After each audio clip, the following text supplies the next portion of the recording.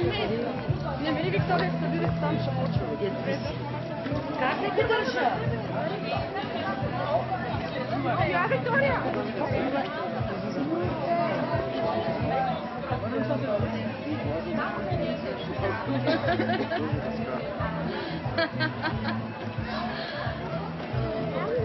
А?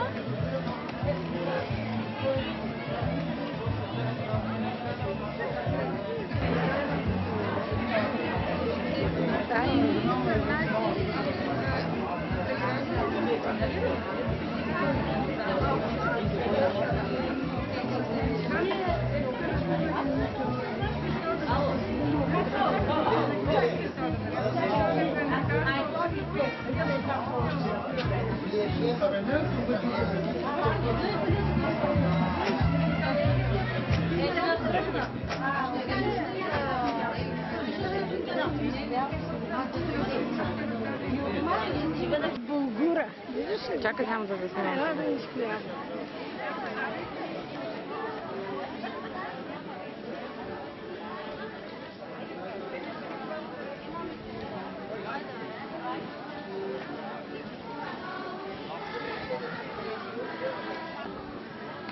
Ако нещо, къде машина ли какво, а? Когато идея.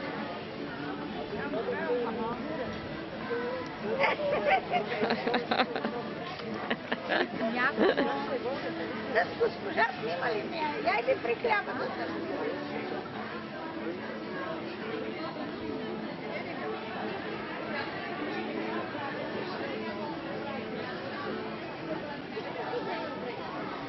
аз да не виждам Моника, къде е моето момиче.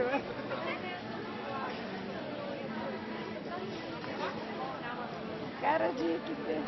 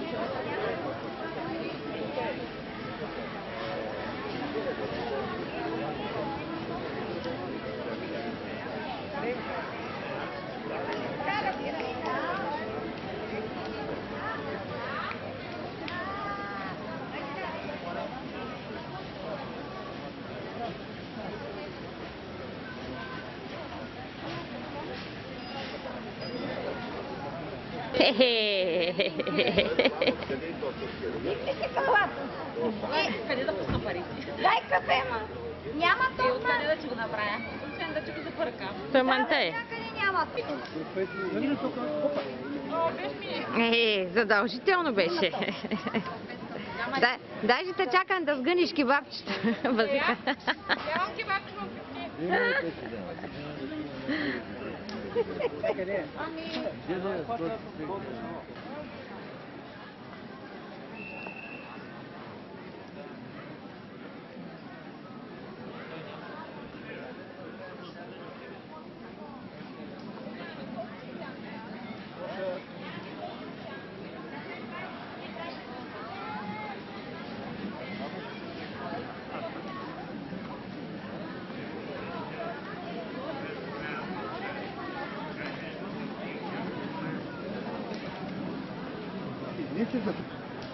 Има още 2-3. Като владе.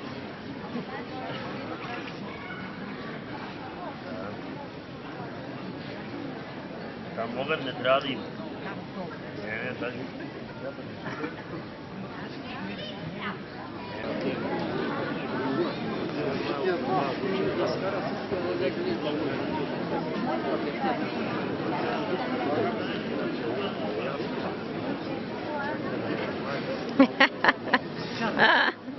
Липсва за пълно.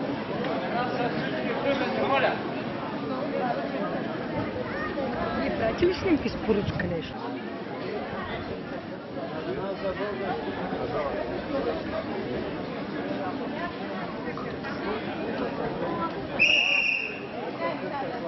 Браво!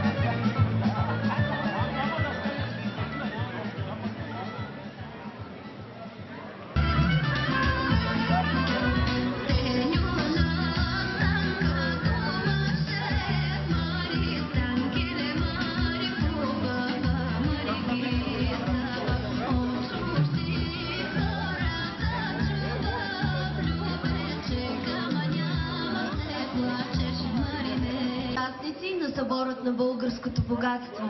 Таръклъка пее и танцува. Този събор се провежда за първи път в село Градище. Амбицията на организаторите е той да стане традиционен. Гости изпълнители са фолклорен танцов ансамбъл Българе, които ще можете да видите и чуете малко по-късно. Регламентът е известен. Нека да ви представя авторитетното жури, което ще има нелеката задача да определи във Великотърновския университет Свети Климент Охридски и родовският певец Николай Славеев. Аплодисменти за тях. Във всяка категория ще бъдат отсъдени първо, второ и трето място. Освен това са предвидени и следните награди. За най-малък участник, за най-голям участник, за най-атрактивен участник, също така награда на кмета ще има.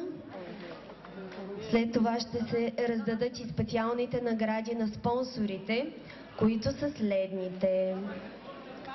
Карина Донев и Донев от Павликени, Ядки Миса, Релинг ЕОД, Алекс Ко, Агроблок, Алекс Стил, едноличен търговец ГАП 47, едноличен търговец Сиско, Пав Трейт ЕОД, едноличен търговец Нина Илиева, Прогрес село Градище, Лили Стил ЛМ ЕОД, Вива ПТН ЕОД, Мимагро ЕОД, едноличен търговец Гавазино, също така земеделски производител Веселин Стефанов, Брама ООД. Давам думата на госпожа Лиляна Живкова, дългогодишен читалищен секретар в село Градище. Тя ще открие събора. Празник е най-големия в община Левски, област Плевен. В програмата са включени 650 певци, танцори, музиканти, разказвачи на легенди, хумористи от всички кътчета на България. Това е най-добрият пример за силата на българския народ и за способността да се справи с трудните периоди. А сегашната ситуация в България е наистина трудна. Всички го знаем и го изживяваме. И въпреки това, самодейците отделят Васен Георги Хинов. Танцов състав Победа, град Велико Търново, с ръководител Татяна Вълева. Ще звучат и песните на народния певец Николай Славеев. Съчетаването на красивите фолклорни традиции с съвременните телевизионни технологии е отлична черта на събора Таръклъка пее и танцува. Творческите колективи на Нова телевизия, на Дестинация и Зетра успешно ще разпространяват красотата на българския фолклор. Чест е, че Националното радио Хоризонт ще отразява на място това българско богатство и ще бъде записано в Златния фонд на България с водещата Цвети Радева. Генерален спонсор на този фолклорен подкрепа и това ни дава сила и кораж, за да продължим това начинание. Дарителството е добра и стара традиция. Всички ние знаем природния закон. Растението се стреми към небето, но плодовете падат на земята, т.е.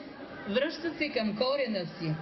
И на тази основа нашите земляци Пенчо Маринов с фирма Флексико, Майя и Марин Савови с фирма Релинг ЕООД, Алекс 2007 ЕООД, президент Петър Ангелов, потребителна кооперация Прогрес, село Градище с председател Елка Антонова, НИМ Агро ЕООД Мирослав Мангичев, едноличен търговец Гавазино с президент Стефан Юрданов, земеделски производител Веселин Кънчев, земеделски производител Венцислав Стефанов, едноличен търговец Сиско Светлин Петков, едноличен търговец ГАП 47 Красимир Петров помогнаха за провеждането на събора. Достойни българи и ревностни почитатели на българщината също се включиха като спонсори.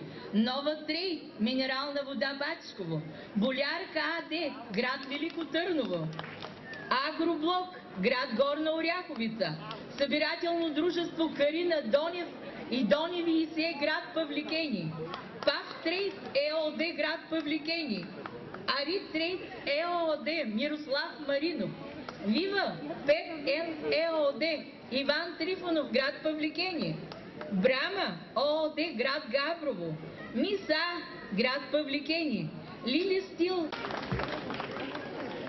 Кмета на община Левски, госпожа Любка Александрова, също иска да поздрави участниците и гостите на събора.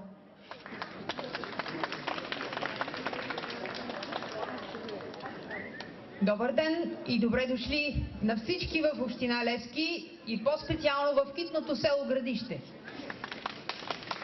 Бих искала преди всичко да поздравя жителите на село Градище с истинския войвода, който имат те в лицето на своя кмет Стефан Стефанов.